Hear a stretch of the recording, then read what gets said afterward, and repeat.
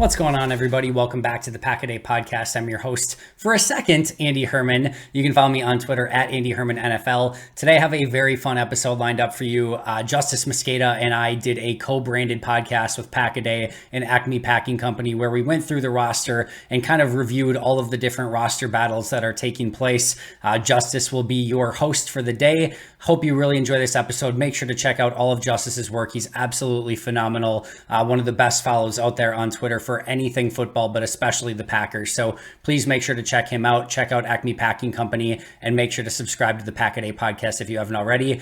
That does it for me. Enjoy the rest of today's episode with Justis and myself. Thanks so much. Welcome to a training camp edition of the Acme Packing Company podcast feed. I'm joined here by Andy Herman from Pack a Day podcast. Go check him out. He's been down at camp. Unfortunately, I wasn't able to make it.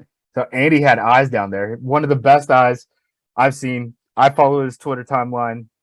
He gives out great notes when I'm following along during the day. He's up there with, all the newspaper guys that, I have push notifications for. I'm getting it when he's saying like, hey, all these guys are working with the ones today. So go follow him as a resource on Twitter. Go listen to him on the podcast. Say what's up to people, Andy. Hey, what's up? Thanks so much for having me. It is always great talking Packers with you. I think I've told you this in the past, but I think you have one of the really cool, unique football minds that every time I hear you talk about the Packers, it makes me think of it like a degree different. And I always love when there's people that can make me think of things a degree different. So you're the best, and super looking forward to talking to you today. I'm excited to talk about this because you've had eyes at camp. And, you said, you make it, I make it. So we think about this like a degree different. Our people have been thinking about it a whole lot in terms of training camp, the who's on the roster bubble or not. There are a lot of commenters having thoughts on like who actually has a chance to or to not make this team. I think it is kind of interesting that like this team really in terms of starting spots outside of like the offensive line and I guess like the nickel defensive tackle, right? Like there's not really that many like starting spots up for grabs. So really like the back end of the roster is really kind of like where we're focusing on, right?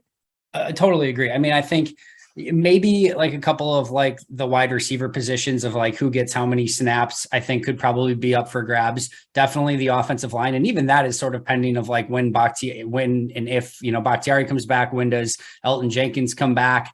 I think maybe the tight end snaps until Tunyon gets back, a little bit up for grabs. But overall, yeah, you're 100% correct. Like this is very much, we're looking at like spots 48 to 53, a lot more than we're looking at who's going to be lining up with the starters on day one. So you brought up Bakhtiari already. Boots on the ground. I need a vibe check for Bakhtiari and Elton Jenkins. Like, What are the expectations? I saw, there were videos of Elton Jenkins working, ladder drill, on the side with the rehab group. I think it might have been you said that, Kylan Hill was looking pretty spry out there, coming off of the ACL injury, same time period as, Robert Tunyon. Like, how are these guys looking in terms of their rehab? Is there anyone that like looks further along than anyone else, or is everyone just kind of at the same pace? Here's what I will say. At this exact same time last year, do you know who looked really, really spry off in the rehab group? David Bakhtiari. I have no clue. And I don't think the Packers have a lot of clue at this point. Like I would be making stuff up 1,000,000% if I'm like, yeah, I think, Bakhtiari is going to be back on like X day. Like, I don't know that David Bakhtiari and the Packers have a great feel of like what day he's going to be back. When I'm watching him go through, like he's doing pass sets, getting his knee right and kind of going through the motions of stuff. It looks like I would think it's supposed to look. Like I said with Kylan Hill, I kind of prefaced it of like, as somebody who has no medical training or any, right to even say this, basically, to the naked eye, Kylan Hill was like legit, like cutting on a dime sort of stuff. And like, that gave me a little bit more of something to be like, okay, like this guy's legitimately making like 90-degree cuts, like, on a dime. I'm like, I feel a little bit better about where he's at, but like Tunyon looks really good. Elton Jenkins looks really good. Brian Gutekunst has gone out of his way to say that Elton Jenkins is ahead of schedule, which is great. So, I mean, all of these guys, Christian Watson hasn't really done much work to the side yet. Usually it's the rehab guys that get back first. Christian Watson hasn't rehabbed. Keyshawn Nixon hasn't rehabbed. Malik Taylor, I don't think has been doing much rehab to the side. Everyone else has been sort of like in and out of the rehab group, I think. So we'll see. But man, I have no idea at this point. I hope sooner rather than later, but like I said, I would be making stuff up 1,000,000% if I'm like, yeah, I think Bakhtiari will be back by X date. Let's talk about the running back unit first in terms of the units. Because I think the quarterbacks pretty cut and dry. Aaron Rodgers is going to be the starter. Jordan Love is going to be the backup. You know, they'll keep a quarterback on the practice squad. Who knows if they add another one? They keep working out quarterbacks. I guess we'll see, you know, moving forward. But the running backs, I feel like, is the first position where maybe there's a roster spot up for grabs, right? So Aaron Jones, AJ Dillon are obviously going to make the team. Who knows about Kylan Hill, right? Like we just talked about his injury. I really like what Patrick Taylor brought to the table as, you know, a running back for last year. You know, he actually got like NFL snaps, you know, at the end of the season, and he looked like he belonged in the NFL. Like you usually just don't move away from a guy like that. He can play special teams too, which is always nice. Tyler Goodson was a guy that everyone seemed to be really excited about. You know, obviously Packerland, they're watching a bunch of Big Ten West games, and they obviously saw, you know, Goodson make some impact for the Hawkeyes over the last couple seasons. You know, the immediate response when he signed with the Packers was like everyone saying like, I can't believe that guy wasn't drafted, right? So like they're fairly high expectations for, you know, an undrafted rookie, whatever that means. Pass catcher out of the backfield is kind of like the selling point on him. Have you seen, you know, obviously, you know, most people are watching the ones and stuff like that, but like when the twos are going, like, is there any difference between like Taylor and Goodson? Is anyone getting more snaps than the other at this point? I know Taylor just went on DNP for the first time, you know, this practice we're recording it Wednesday, August the 3rd. He might be back by the 4th, who knows? But he was not practicing today. So yeah, he didn't practice on Wednesday. There's a clear cut, I think, like you mentioned, AJ Dillon and Aaron Jones are going to be the 1 and 2, get a lot of playing time. I think if everyone's healthy, Kylan Hill is the clear cut number 3, and then it's sort of everyone that's battling for that number 4. With Hill being on the PUP list, I think there's a decent chance he still starts the season on the PUP list, and then they sort of make that decision as time goes on, which could open up a number 3 spot between Taylor, Goodson, and Baylor. It hasn't seemed like there's been a favorite of the group. It seems like they're rotating pretty regularly, and all of them bring something, you know, very different to the table. I'm with you. I really like Patrick Taylor. Anyone who's listened to me before knows that, like, I think he's super underrated. He is a big dude. He catches the ball incredibly, you know, clean. Had there not been a AJ Dillon on the roster, everyone would be looking at Patrick Taylor and being like, holy cow, that is a big freaking dude. Just so happens that they have a, you know, AJ Dillon that's just an absolute beast on the roster. So nobody really looks at Patrick Taylor.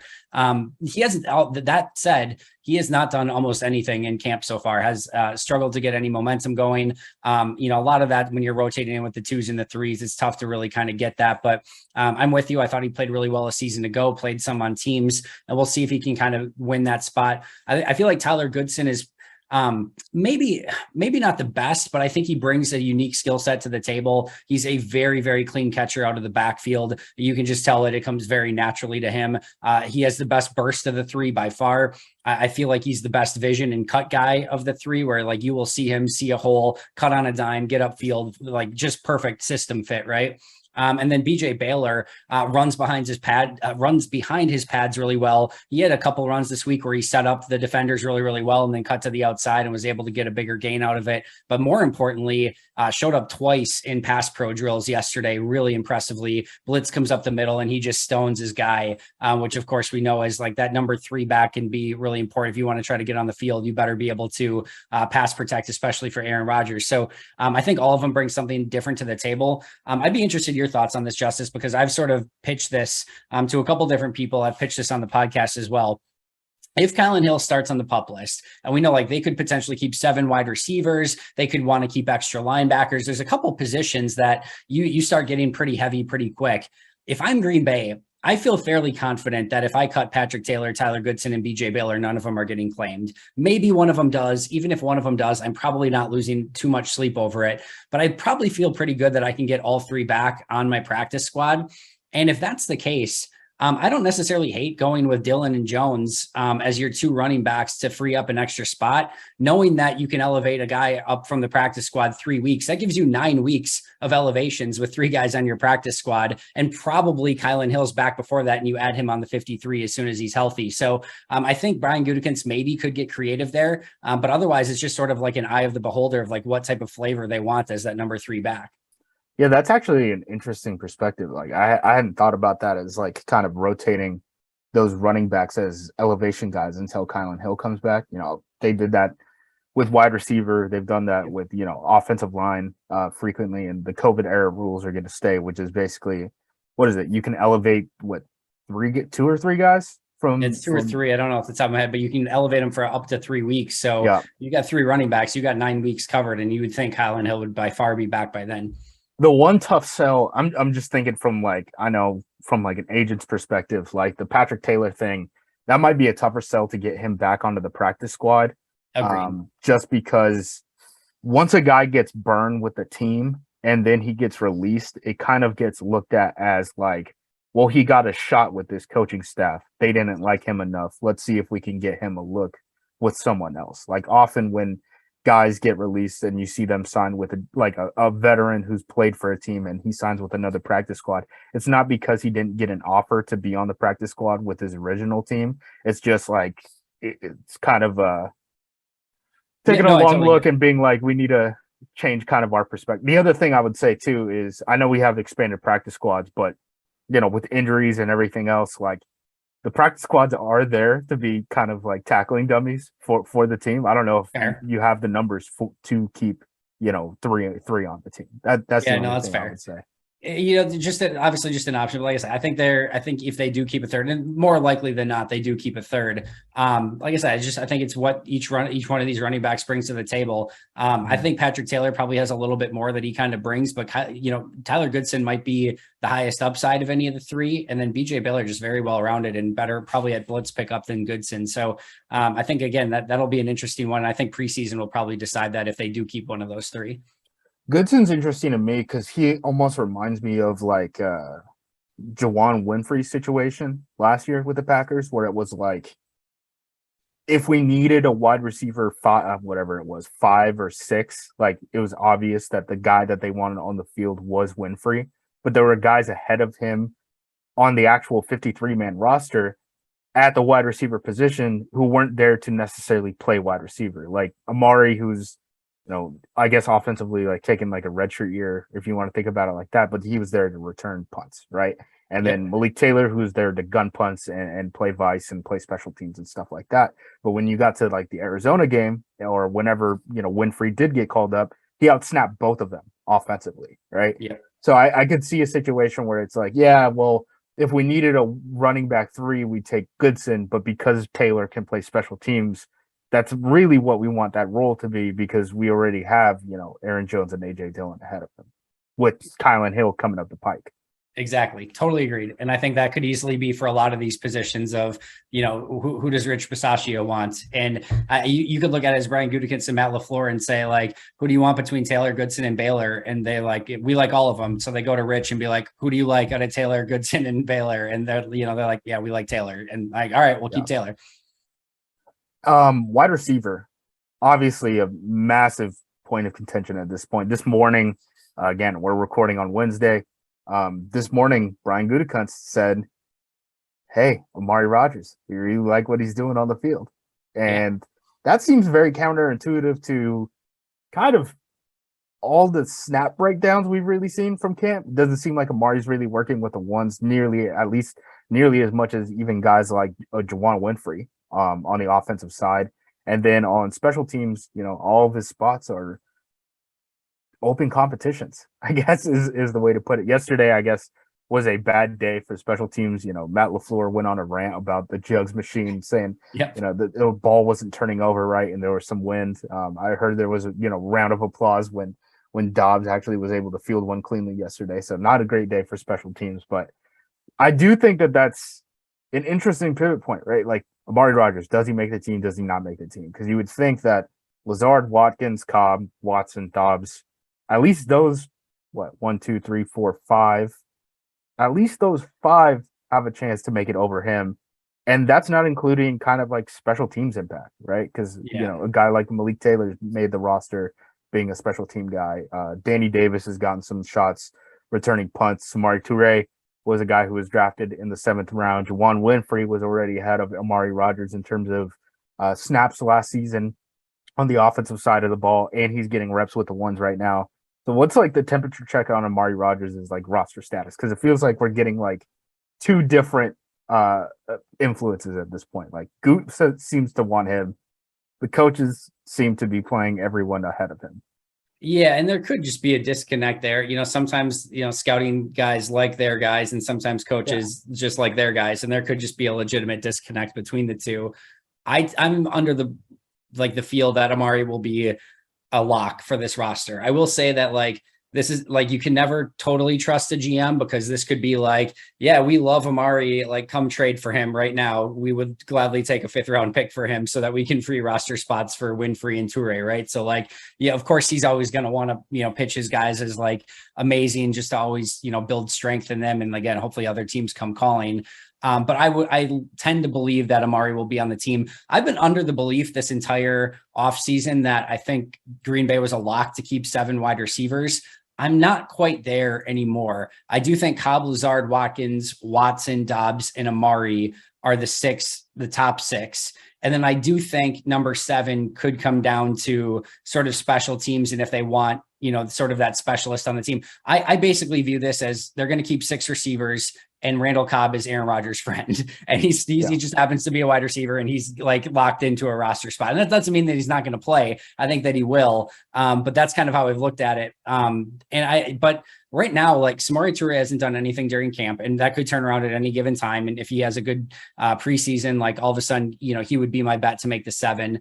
As you mentioned, Juwan Winfrey, not great on teams. He's a pretty good wide receiver, but they have 6 guys that are probably going to play ahead of him as a pure wide receiver. So they don't really need a wide receiver in that spot. Malik Taylor's been out this entire time. He's probably the best special teams guy of the remaining of probably any of them, right? So they could just keep him as a special teams guy as the 7, but he hasn't played, and it just seems like he's probably behind the 8 ball at this point to make the team. I think Danny Davis is probably a lock to make the practice squad, and maybe Mitchell or Hyman can crack a practice squad at best. But for the whole time, I've thought 7. Now I'm thinking maybe they could just go 6 and try to get, Toure and maybe even, Malik Taylor, Juwan Winfrey back on the practice squad. But otherwise, to me, that 7 spot is between Toure, maybe Malik, and probably Winfrey. Yeah. The Toure thing is interesting too, because he was supposed to be kind of a guy who was supposed to help on special teams.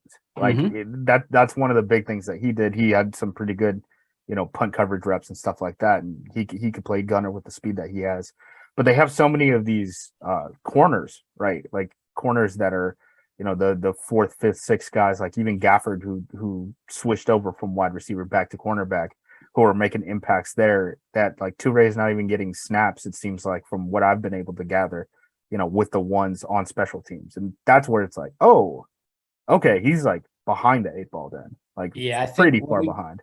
When we get to defense, we're going to talk a lot of guys that I think are going to have a real good chance to stick based off of special teams. On wide receiver, I think just in offense in general, I think it's a little bit more tough. Again, maybe one of those number 3 running back spots, maybe number 7 wide receiver comes down to Toure and Taylor and who can play better teams and those sort of things. We also know that Goot doesn't really like cutting his draft picks either, right? So, maybe they do keep 7 and Toure is that spot, and they think that he can be, if, even if Malik Taylor is a B+ as a gunner, and they feel like Toure can be a B-, that they feel like the upside at wide receiver is ultimately worth the difference there. So I would lean, if they kept 7 today, I would probably lean Toure, but I definitely think Winfrey would be in the conversation as well. And then like I said, Dobbs, Watson, Rodgers, Cobb, Lazard, and Watkins are locks. Well, let's talk about Watkins for a second, because I think he's a lock. And we've heard both LaFleur and Rodgers talk very clearly about we have a very big role for him lined up in the offense. It seems like Rodgers is very, excited about the idea of playing with Sammy Watkins. I'm 98% sure that he's going to make the team, but the contract is set in a way where if all of a sudden Dobbs is lives up to the hype, and Watson comes back and he looks really good, and they're bullish on Amari Rodgers, and Cobb can't go anywhere, and Lazard is that guy, and then maybe they really like one of these other players and they only want to keep 6, and we know how tight money is. Like, I'm like I said, 98% sure that Watkins makes it. I wouldn't put it as like a lead pipe lock, but what do you think? There's any chance he doesn't make it, or do you think he's a lock? No, I mean, I definitely think that there's a possibility. I don't know how likely it is. Yeah. I definitely think, the Dobbs breakout definitely puts him a little bit more at risk, but we haven't heard anything about like, Watkins is just looking sloppy on the field No, and like all that no. stuff either. But I do agree. Like, yeah, if he were wide receiver 5, which like could happen, like if Christian Watson comes back and he just looks crazy, has great chemistry with Rodgers, Dobbs does too. I could see a situation like that, but I just don't know how likely it is. The one thing I have a question about is, so we all know Randall Cobb, most of his production was obviously out of the slot as like a third round type or a third down type of guy. The Packers last year kind of used Lazard as like a slot guy on early downs. So who's outside right now? Is Lazard lining up outside? And Yeah, he's Lazard's just doing a kind of lot changing his outside. game? Dobbs is doing a ton outside, and then Sammy Watkins is doing a lot of outside, as Okay. is Winfrey. I mean, they're moving everyone around, but I have a feel that like Christian Watson would play some outside as well. I think Cobb would play inside. Obviously, Amari would play inside, and then I think you would see Lazard, probably even Dobbs, maybe get some time inside, but I think Cobb, Lazard, and Amari would probably be the top 3 that would get inside reps, I would think. Okay. That's just one question I had because I hadn't really seen that broken down anywhere. And I was like, I know Lazard played inside last year. And Yeah, you we did. looked You up the played well stats inside and too. a ton of his production, like some of the highest in the league, in terms of, snaps relative to targets for inside versus outside. So he was And getting I think outside snaps, but he wasn't really producing there. And I think honestly, that is one of the ways where if Dobbs is Dobbs, if he lives to the hype, Yeah. why that could be so beneficial, because I think then you potentially have Watkins and Dobbs on the outside, and then that gives you the ability to move Lazard inside and move him around a little bit more. Whereas like all of a sudden, if Dobbs is, doesn't live up to it, and Watson is still hurt, or, takes time to sort of acclimate to the offense, now all of a sudden, like you're basically forced to play Cobb, Lazard, and Watkins a ton. And now, like, basically Cobb has to be inside and Lazard and Watkins have to play outside more often than not. And I just think that's probably not ideal. So I do think that this potential Dobbs, emergence could be very, very big for the offense. As far as the tight ends go, the biggest question really to me is, and this is all dependent on Tonyan coming back, but do you think Dominic Daphne has any chance to stick on the 53 once Tonyan comes back? Because they obviously have Lewis. He's going to be their, hand in the dirt run blocker, right? Tyler Davis seems like the next type of guy in that mold, but he can give him a little bit of pass catching ability. Tunyan's the move around guy, right? Like he's going to be in the slot on third down. He's going to be the highest producing tight end in terms of receiving yards and all that. DeGuara plays off the ball. He has like his own package basically. Daphne kind of does a little bit of what DeGuara does and is like a smaller version of like the run blocker that Mercedes is. Not to compare a 38-year-old to a guy who's, on an undrafted rookie contract, but Daphne does seem like the guy who's kind of the odd man out if Tyler Davis is now in the mix, and Davis and DeGuara both passed him in terms of snaps by the end of the season. Like it seemed really like the Baltimore Ravens game was really when the switch flipped for everything. Yeah, so I'm mostly with you here. I think Tunyan's clearly the one if healthy. Mercedes Lewis is clearly your blocking tight end. And then I think everything else gets a little bit interesting after that. I think Tyler Davis is the next man up. I don't think he's had like a great camp. I think he's had an okay camp. I think there's still probably things that they would like him to do better. I think he's a very, very, very, very strong bet to make the team. Like if all of a sudden you told me today, like, oh, Tyler Davis was the odd man out, I'd been like, man, that's surprising. And I thought there was a lot of upside there, but it like wouldn't completely blindside me either, just because I've seen the Packers cut weirder players in the past. So I expect him to make it. And I think if Tunyan's not ready week 1, I still lean that Tyler Davis is probably tight end 1 up until the point where Tunyan comes back. So I think he's probably got that spot. And then like, I just can't fathom. And DeGuara's actually had a pretty good camp too. And I felt like when he caught that pass in the back of the end zone against Minnesota, he had that like 60+ yarder against Detroit on the tight end screen from Jordan Love. I felt like towards the end of last year, he was starting to, kind of get back from that ACL injury and pick things up a little bit. And like I said, I feel like he's had a pretty good camp. I think he's going to make, I just can't imagine they cut a 3rd-round pick this early already. And then that becomes the question of like, all right, if all 4 of those guys do, and once Tunyon's back, like, are they willing to keep 5 tight ends? And Daphne's probably the best fullback / H-back, I think, of the group, just based on his size and what he's able to do. I think he's a little bit more physical at the point of attack than what DeGuara is. So I think that's probably what could potentially give him a spot. He's pretty good on special teams too. So I think it's within the realm of possibility. But again, that's where you have to start looking at of like, he's probably not fighting the tight ends on the roster. Cause again, I think those guys are probably all going to make it. That's where it's like, all right, do you want to keep one of those guys as a 7th wide receiver, or do you want to keep Daphne as a 5th tight end? Do you want to keep that 3rd running back or pull guys up from the practice squad, or do you want to keep Dominique Daphne? So, and it's possible too. Like, I don't know how many teams are going to line up for Dominique Daphne if he gets released. Green Bay could feel like, hey, we'll get him back on the practice squad and we can elevate him when we actually need that type of player. But I do think he's sort of the pivot point on that team of like, all right, is there 5 guys or not? Yeah, Daphne's going to be a big one where it's like, I mean, tight end is such a scheme fit position in terms of like roster building for the NFL. Like Green Bay is actually pretty unique in that they have all these guys. It's like a basketball room, right? It's like, hey, you play the 5, you play the 1, you're a wing, all that stuff. But a lot of teams, like, they just want one type of guy. They're like, we just need an inline tight end because that's all we're going to do. We need, look at a team like Miami, right? Like, they're just, hey, we're going to line that tight end out wide, right? And then you have teams like Green Bay or the Raiders or, the Niners, Kansas City, when they have to get in their 12 personnel stuff, where you need a bunch of different type of guys just because, like, you have an entire room of role players instead of like well-rounded guys, I guess is the way to make sense of it. To the point that like Daphne wouldn't be a fit for everyone across the league for sure. Agreed. As far as the offensive line goes, the big question at this point, right? So the people who are getting reps with the ones at this point in terms of starters, Josh Nijman, John Runyon Jr., Josh Myers, Jake Hanson, Royce Newman, Zach Tom, and then Cole Van Lennon is flirting in there, getting rotated in, was seeing more snaps earlier than he is now. Kind of seems like he's fallen to the wayside a little bit, but that doesn't include Sean Ryan at all. And you would think that, 3rd-round rookie with an open guard position and a potentially open right tackle position, this guy was playing left tackle for UCLA last year.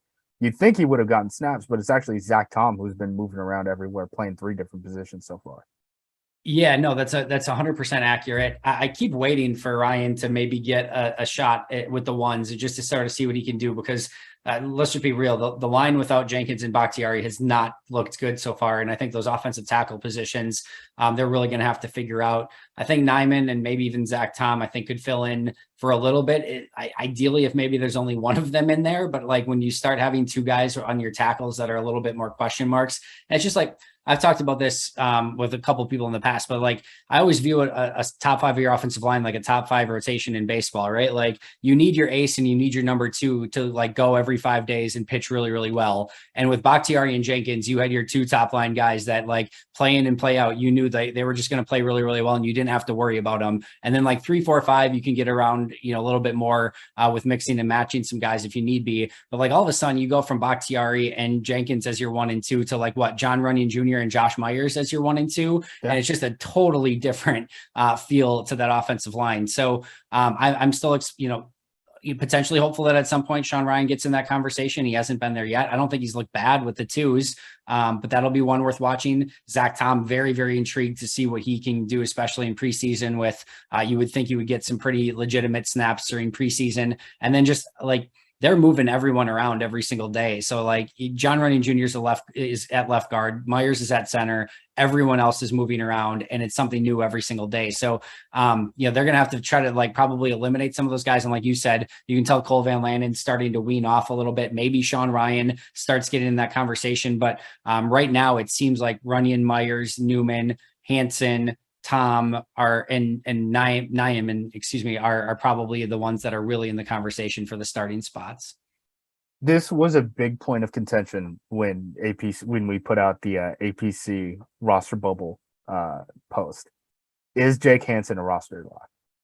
Lock, no, but I would say he's a very, very good bet. I think they view him as their next Lucas Patrick, quite honestly. Yep. I think he's going to be their interior center / guard. I don't think he's going to get the starting spot. I don't know how it ends up, quite honestly. If let's say there's no Bakhtiari and no Jenkins week 1, I would guess Yash and Tom are at tackle. I would probably guess Newman's at right guard, and then I would guess Myers Myers and John Running Jr. are the other two. That's probably what I would go with today. But I do think that Hanson is a very good bet, but like, it's so hard to tell in these situations, right? Because we had Ben Braden a season ago that was basically working with the ones. He was getting left tackle snaps with the ones in OTAs, didn't make the team.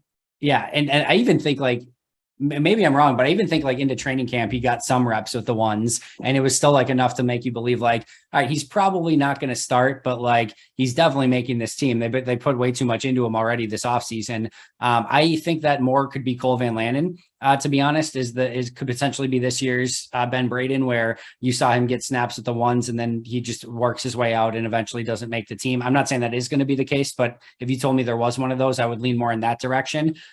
Jake Hanson, his rookie season, when he came to camp, I'm like, there's no way. He looked like a freshman trying to play, varsity. Like, it was just, you could tell there was a difference. And then last year he came back, I thought, in much better, like he looked like a guard. And then when he got he only got like a handful of snaps, but like, even when he played the handful of snaps, he didn't look overwhelmed or anything like that. And he's looked pretty good in camp so far. So I would definitely lean highly to him making the team, but I still wouldn't just like say like, yep, he's got a spot, no question about it.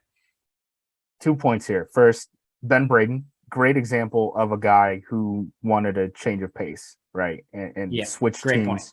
After getting a look on a practice squad. Like, to a certain extent, once you're with a coaching staff for a long enough time and you don't make that jump up to the 53-man roster, they just start thinking to themselves like, I just need to change of scenery, right? Which is smart, honestly. And then 2, Jake Hanson, you look at kind of what the center depth looks like, and that's what really sells me on Jake Hanson. It's not necessarily him being potentially a week 1 starter at right guard, right? Like, a lot of things would have to break right there. Zach Tom has played center, but he's getting looks now, at left and right tackle. Michael Manette, who was on the practice squad, I believe, last year. I saw a tweet that said, he was snapping high twice in practice, like not just high, like well over their head to the point where they couldn't get in it, resulted in a fumble. He played center in college. It's not like this is something that's new to him. Like, they're transitioning him inside. Right. I remember back in college, one of the Pouncey's left Florida, and then the other Pouncey took over as center, and he had previously played guard. And that entire year, it was just rocket snaps, and it's just like, why are you guys playing him here? And then Cole Schneider, undrafted rookie free agent from UCF. He's a combo guard center. He messed up his foot this past day, and he's in a walking boot. So the center depth is really depleted. I mean, if Tom is out there playing tackle, you're gonna have to make a decision of like, no, we have to move one of our tackles to center if there's an injury. And it's like, I don't know if that's the smart thing to do. Like, and Hanson can be that's why I say I think he's their next Lucas Patrick. I think he's going to be their swing guard, guard center for the, probably the next couple seasons. And I think he can play well in that role. Again, Lucas Patrick took a few years to get to, being a starter. And even then he's going to be your, number 5 starter at best, but works really well as sort of a rotational guard center. I think Hanson can get there. And to your point, like, Myers is a true center, and then I don't trust Manette snapping. Cole Schneider's hurt. Ty Clary's not going to be it. And then you've got Elton eventually, who could play that, but like, I don't think you want to just like nail him down to center either, should something happen to Myers. So even looking at it in that, like, I would put him as a pretty darn close lock to make the roster, even in that backup role. I did see that they were giving, I don't know if it was like actual reps or if they were just having him snap before practice, but I did see that like they had Runyon out there looking at that stuff. And then they even had him as a long snapper at one point. I saw that. I think that's an emergency long snapper. Although I thought Tipo was that guy. That's what I figured. Didn't Tipa, yeah, I don't know why running. Like, I don't know if that's like a listen, the special teams is very clearly practicing for like all scenarios. And I don't know if that's a scenario where like clock is running down and like you've got like 10 seconds left and the only player that can get on the field is the kicker. And like we're gonna keep Rodgers as a holder and Runyon's gonna be the snapper and we're just like winging everyone else. Like I don't know if they're like, just preparing for every single scenario. But I would have assumed that Tipa would have just kept that emergency role. But yeah, I don't know why he was in there other than that. Who knows? Maybe he just wanted to try it. But yeah, definitely he has got some snaps at center. And then, like, this is an offensive line, philosophy where like almost everyone's going to cross train everywhere at some point, unless you're Bakhtiari, like you're going to get reps at pretty much every position. So I think that's just, again, emergency depth. And I think he can play a little bit of that as well. But I don't think they want to be moving John Runyon Jr. around. He found his spot at left guard. To me, that just keep him there and don't mess with it too much. Yeah, I agree. I think he's going to be in for a big year this year. Let's take a break before we go to the defensive side. I know we're running a little long, so I want to get you out of here, but let's take a real quick break before we run through it quickly. And we're back. All right. So on the defensive side, this is where I think some of this becomes a little bit more interesting. On the offensive side, I think there are fewer people who have a legitimate chance to make the roster. I guess it's like there are more people who are roster locks on the offensive side than the defensive side. But the net on the defensive side is just so much wider because of that. And because generally outside of a few positions, I think they have a lot more depth.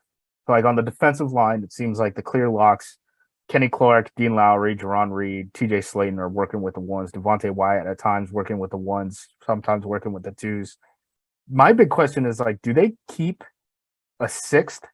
Because the big question, I guess, is like Heflin, the kid that they drafted out of Miami in the 7th round. I forget his name. I didn't like his Jonathan Ford. I did not like his film very much, so I didn't even write him up on the site. As we were going through the summer, because I didn't know what to write other than like, I don't know, he's big. I don't think he's good, but he's big. Do you think there's any chance that like a 6th defensive lineman makes it? Because 5 seems like a low number, but they've kept a low number before. To be fair, I haven't gone through like the roster gymnastics yet of like, all right, what happens? Like, where do I have to skim elsewhere if I can't keep a 6th defensive lineman? So with that in mind, I have sort of Jonathan Ford penciled in as the 6th defensive lineman. He's made a couple flash plays that just give me the feel of like, they're going to like his body type and like his size and his strength and the fact that he's flashed into the backfield a couple times. And I think he could play 10 snaps a game in a rotational defensive line role, and you could actually get something out of him in that position. And I think ultimately, I know they've got a good line ahead of him, but I think that could have value. Also, I feel like Heflin's had a better camp than he had a season ago, and he made the roster a season ago. Nice. That's good to hear. So I think those are the two that are battling for the 6. I think there's a world in which they go with just 5. But to me, I would lean towards them keeping Jonathan Ford and trying to get Heflin back on the practice squad if I were betting today. I think that's the way I would go, but 5 isn't out of the realm of possibility either. And this is going to be big for those defensive linemen too, because I mean, it's so hard before the pads come on to be able to tell like what these guys have. And that's going to be in the preseason coming up. The funny thing of Jonathan Ford, I'm sure you probably caught this as well, but I was shocked at this 6 whatever 330 pound whatever defensive lineman, and they didn't use him in goal line defense or in short yardage defense. Like they didn't trust this big man like to be on there. Like to your point of like him not having good college tape, like here's this mammoth human being and they just didn't trust him on goal line situations. Like it was crazy. But yeah, I've been relatively impressed so far with what he's actually done in camp.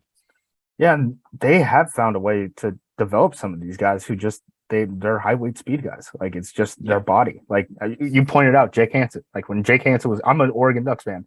When Jake Hanson was drafted, I was like, really? That guy? He's an NFL draft pick? That's kind of surprising. Looking at that entire offensive line that Cristobal had built up and stuff. So maybe he needs a year or something before he gets on the field, but I guess we'll see. As far as the edge rushers go, Rashawn Gary, Preston Smith, obviously, roster locks will start. Seems like a big mix of names after that. It seems like Ladarius Hamilton, Tipa Nalia are getting reps with the ones, Kingsley and Igbare, who I believe, what is he? He goes by like KJ or something. Really? I didn't even hear this. I don't know. He doesn't go by Kingsley for some reason. Okay. But they're getting reps. or he's getting rotated in with the ones, and then obviously Randy Ramsey just returned from that ankle injury. Have you been able to get a look on like what those guys off the bench are going to be able to do? Because that's really my biggest worry for the team. I think the weakest spot in terms of the depth, where it's like one injury goes down, someone has to come in and be a 16, 17 now game starter. The worst point for that injury to happen is the edge rushing position to me. Yeah, offensive line is probably my 1A concern with Bakhtiari and Jenkins right now. I think they have a potential answer to that, right? Like if Bakhtiari and Jenkins just come back healthy, you're clear. Like but your they got 10 guys. When your 10th guy is Sean exactly. Ryan, you're like, okay, we have NFL bodies at least. Yeah, so you like all of a sudden that goes from like a real question mark to a strength like in a second if those two guys become healthy. So they have potential answers to that concern on the roster. At edge rusher, man, if like Rashawn Gary would go down for any extended period of time, I just don't know how they make up for that loss on defense, because like all of these guys, if like you told me they were the 5th edge rusher, I'd be like, yeah, okay, develop this guy as a 5th. Like as a 3 or a 4, I have question marks. Personally, I think this is going to be Ladarius, Tipa, and Inigbare as your 3, 4, and 5. If they don't add anyone else at the last minute here. And I'm quite frankly, based on the free agents available, I'm not even sure who they would possibly look at this point. But that's who I expect it to be. I think all 3 of them get random snaps here and there. I think Ramsey's just going to have a really tough time coming back from injury. It was a pretty serious injury. I think it's going to be something where maybe if he just balls out on special teams, he can show enough as an edge rusher. But I just think it's going to put him behind the 8 ball of Tipa, Ladarius, and Inigbare. I think Garvin had a really nice practice the other day. Him struggling a lot a season ago and then not showing up to some of the OTA and mini camp practices, I just feel like is going to be tough for him to overcome. So I'm leaning Tipa, Kingsley, and Ladarius here. Ladarius and Tipa had a really, really nice day the other day. I think Kingsley's going to take a year, to be honest. And maybe once the pads come on and preseason starts, maybe he starts showing out a little bit more. He did get his first reps with that second group, and he has gotten a couple of reps with some ones. But I just think it's going to take a little time for Kingsley. Such a weird position, because I would have thought, Tipa, after the Niners game in the playoffs, where they weren't even really running at him, but I thought that they could have based off of kind of like his play strength. I mean, he's listed at 230. And then once you started seeing him playing through the wear and tear of an NFL season, it was like he's getting his butt kicked. And I would have thought he wouldn't have been able to make the roster, at the start of this offseason. I would have said, they'll do something where they have enough edge rush depth, and he might be the next starter. He might be the 3. He might be the next guy up. There was a really fun battle between who the heck was it? It was Caleb Jones, the 7'7", the big old guy. Yeah, Caleb Jones versus Tipa Naliai, the biggest offensive tackle in football versus like the smallest outside linebacker in football. Hey, Tipa bested him like a couple times. So like the small undersized linebacker beat the tall oversized offensive tackle, but the juxtaposition between the two was really fun. The Ramsey question, that's the one where I'm like, I wish I was at practice to be able to see what Ramsey looks like, just because it's such a serious injury. I mean, it was, what was it, 2 ligaments and a bone in his ankle, and it took a full year to recover. I mean, he started the training camp on the PUP, and he got pulled off. So that's the one where I'm like, I really wish I could see what your athleticism looks like, because if he can't contribute on special teams, that's not necessarily something that like all these edge rushers can do. Yeah, no, I agree. I watched a couple of his defensive reps, and you could like, he's just working the rust off right now, right? Like he just got stonewalled a couple times. And like I said, I just think it's going to be a tough hill for him to climb. I'm not saying he can't do it. And special teams is sort of his ace in the hole if he can do that really well. But he's going to have to excel at that and show at least a little bit as an edge rusher, I think, if he wants to make the team. I just think Hamilton, Tipa, Kingsley, even though I don't know how high the upside is for those guys, I just think it's probably higher than Ramsey right now. As far as the inside linebackers go, Devondre Campbell, Quay Walker are getting starting reps. It's nice to see Quay cracking that lineup, even though it seems like the team has been fairly conservative with the rookies. I know now we're talking about, Zach Tom just now getting reps, with the starters, but Devontae Wyatt certainly hasn't been handed the starting job. All of the other rookies have seemed to earn theirs throughout training camp, really. Like we're seeing the ascendance of Dobbs and stuff, but Quay seemed like he won it real early. Seemed like they're pretty comfortable with him there. One of the first questions I have at inside linebacker, Chris Barnes, he's working with the 2s. They've said that they want him working with the twos because they want him calling plays. Yep. Are are we assuming he's making the roster? That Assuming seems yes, weird I think because Wilborn and McDuffie are also getting reps with the ones. So you would think like, okay, Barnes is the fifth guy on the inside linebackers depth chart, but that might not be true if they want him as a play caller and getting reps as a play caller. and that's honestly, I said that because one of the things I noted is when Wilborn was with the ones and Barnes was on the other side and McDuffie were on the other side playing with the twos, and this was in mini camps and early in training camp.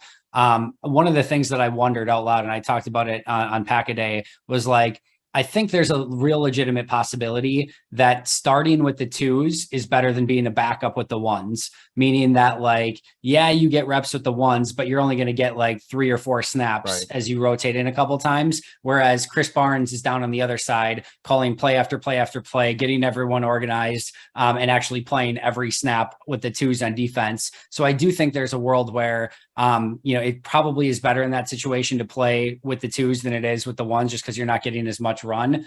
To me, this is going to come down to if they want. I would say, well, obviously Quay and Campbell are making it. To me, McDuffie is going to make it. I believe Barnes is going to make it. And then if they want to keep 5, I think it goes to Wilborn. I don't think Ellis Brooks or Ty Summers have. I don't think Ty Summers has any chance of making the team. There's always like a random player that just like, how the heck did he make the team? And like, maybe like an Ellis Brooks or a, Chauncey Manak or somebody like that can all of a sudden come out of nowhere and make a team. And Manak's an outside linebacker, but maybe somebody like that can all of a sudden like make it out of nowhere. But unless that happens with Brooks, I think this is going to be the 4 that we mentioned, maybe Wilborn at 5. And I don't think anyone else is really in the conversation. It's weird because they've had so much turnover on special teams, right? They lost so many guys in free agency, but Ty Summers is there. He's played a bunch of special teams for us for the last 3 years, and it seems like they've just given up on him completely. And I don't necessarily disagree with that. I'm just kind of surprised that they were actually willing to elevate a guy like a Ray Wilborn to practice with the ones on the defensive side and actually give him special teams reps with the quote unquote starting guys, as we're talking August 3rd. But it seems like if they're going to make another roster move, like it's probably Summers. Like, cut him. Like he's on the last year of his rookie contract, right? He's not going to stick on the practice squad because he's already been on your active roster for 3 years.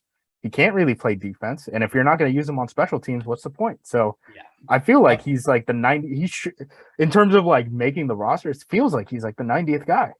Yeah, no, probably maybe the most shocking player. If you told me he made the 53 right now, it might be Ty Summers. Like that would be.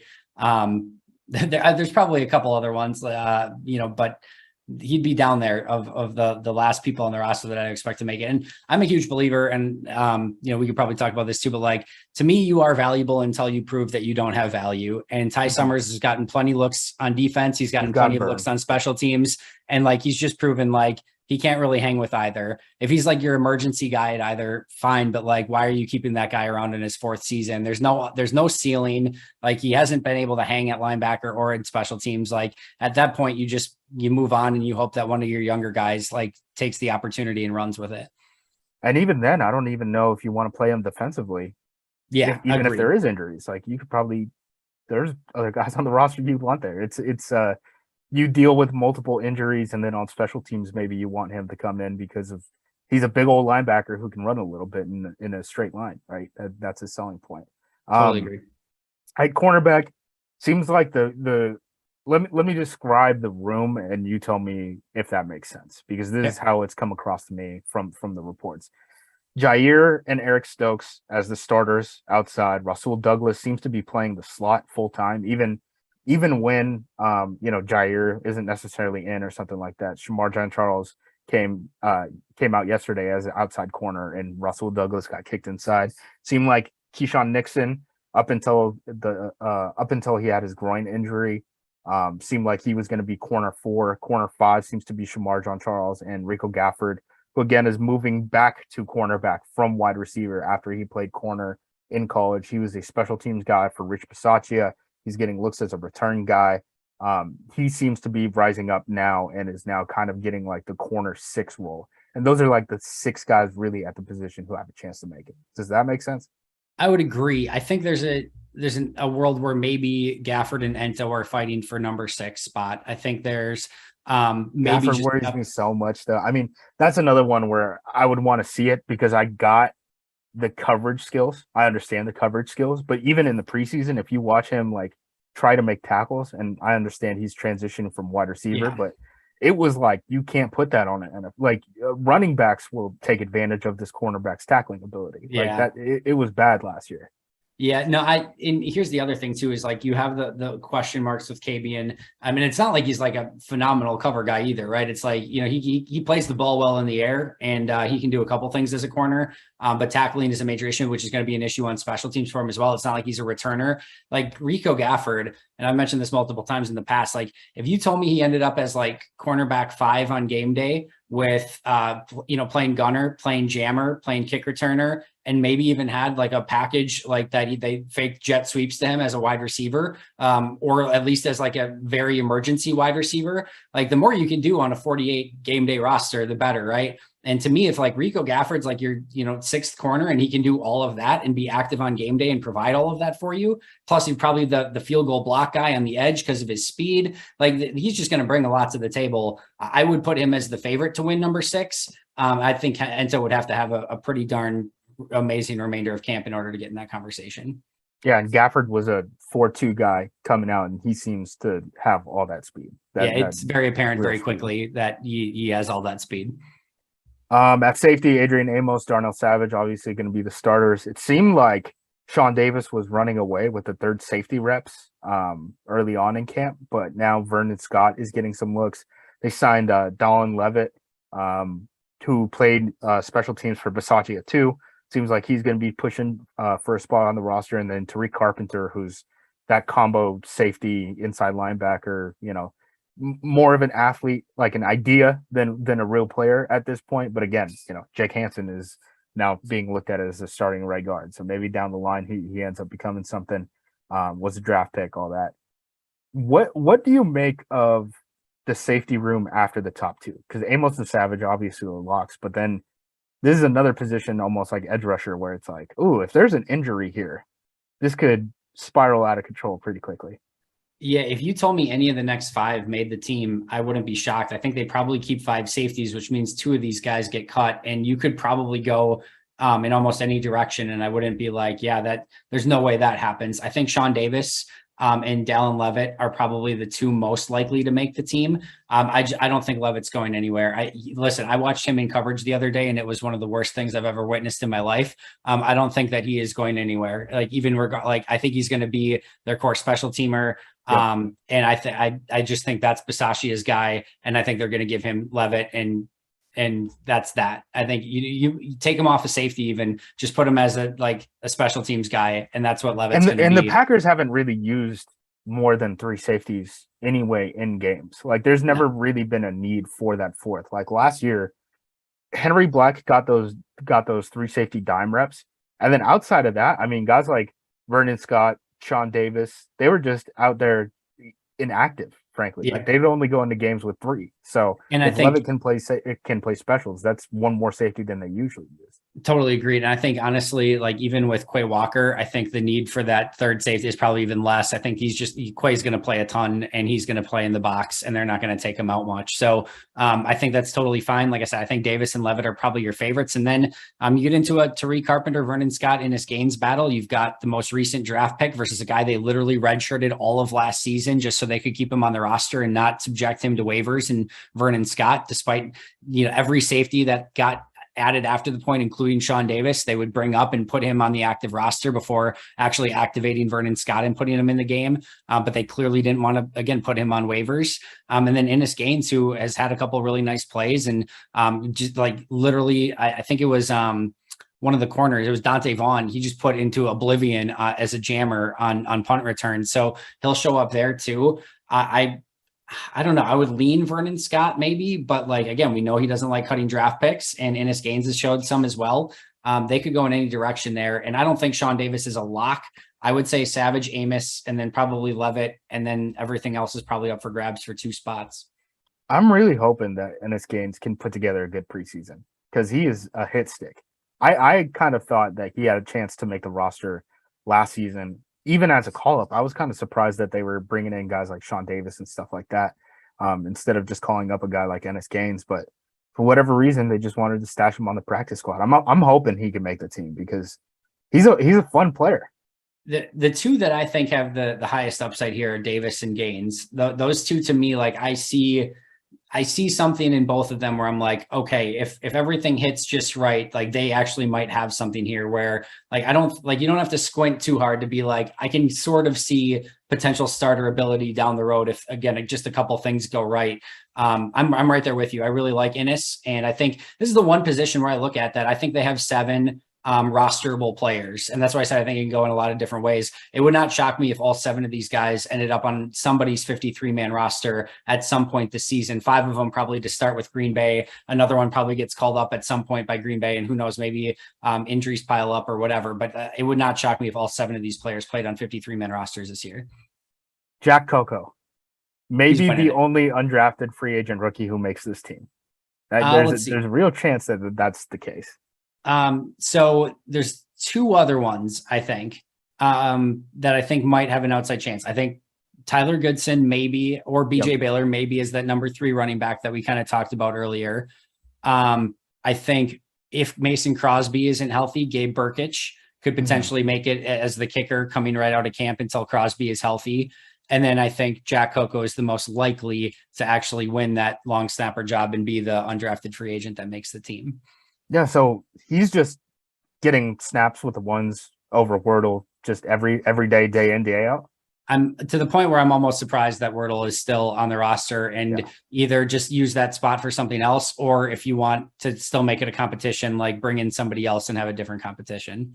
Yeah, it seems odd because as soon as camp opened up, it's just every day it's Jack Coco snapping to Bursage. You can't cut Jack Coco when you have an elite name like that. You cannot cut Jack Coco off your roster. There's rules to this, Justice, and that's just the way it is.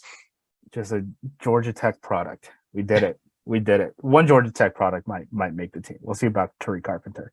There you go. All right, plug your stuff again for the people. I want to make sure that they go to you as a source. Yeah, you can follow me on Twitter at Andy Herman NFL. You can follow the podcast at Pack-A-Day Podcast. And you can follow my writing on Packer Report as well. I do practice breakdowns every single day. And Justice, for those of the people who are listening on the Pack-A-Day YouTube channel, please plug your stuff as well. At JUMOSQ on Twitter. Find all my stuff, Acme Packing Company, podcast feed, website, all of that. Smash that. On Wednesdays with the SB Nation NFL show if you want to hear my thoughts on the league nationally instead of just the Packers. Do you have a bold Packers take before we get out of here? Ooh, a bold Packers take. I'm trying to think spicy? Of like what even considers. Well, you had Amari not making the team on your 53-man roster. I really don't think that he's gonna. I just think there's so many guys ahead of, like, if he loses the punt return job, I think he's done. I think really in terms of the numbers at wide receiver, like that's just how it's going to shape up. And maybe he does end up winning the punt return job, but with the way people are talking about Dobbs and Watson's going to come back at some point, like get the ball in Dobbs' hands. Like, what was his first snap at the college level was like a 70-yard punt return touchdown. I think 80-yard. I think 80-yard punt return for a touchdown. Yeah. Have him do that. I'd love it. Yeah, no, Dobbs has been everything is advertised so far. It's been really fun to watch. I don't know if you saw the play with him and Stokes on the outside that got leaked. I saw the clip from a fan because no one else can take videos. Exactly. Yeah. And I can't, even if I retweeted it, I think I'd be in trouble, even though I wasn't the one who took it. So, but yeah, that's a fun play. That's not a rookie that they're not making that play very often. Oh, that's Stokes runs a 4.2. Yeah. He's pulling away from Stokes. So it's like, the way he stacked them and then separated and then like just worked to the outside. It was. Love it. And he's making contested plays on the other day. He's fun, Justice. He's fun. I'm all here for the Dobbs hype. I need something this preseason. Let me bang the drum. All right, let's get out of here, man. See you, man. Take care.